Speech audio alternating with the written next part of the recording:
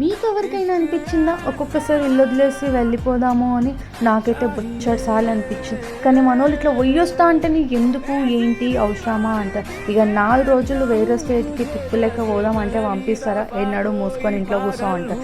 ఇదంతా కాని పనని నా దోస్తులకు ఫోన్ చేస్తే నా దోస్తులు అంటున్నాడు, నువ్వు ఎట్లాగో హైదరాబాద్ వదిలేసావు, నీకు హైదరాబాద్లో టైంపాస్ అయ్యే జాగాలు దొరకపోతా అని చార్మినార్కి దొరికొస్తా. ఈ చార్మినార్లో 2 గంటలు ఏంది భయ్య, 10 గంటలు ఉన్నా సరిపోదు. ఇక వచ్చినాం కదా అని ఇక మెల్లగా టైంపాస్ చేసుకుంటూ దేవుడి దగ్గరికి వెళ్ళి దర్శనం చేసుకొని అట్లా ముందుకు వెళ్దామంటే వీళ్ళు మాకు జాగా ఓడిస్తలే.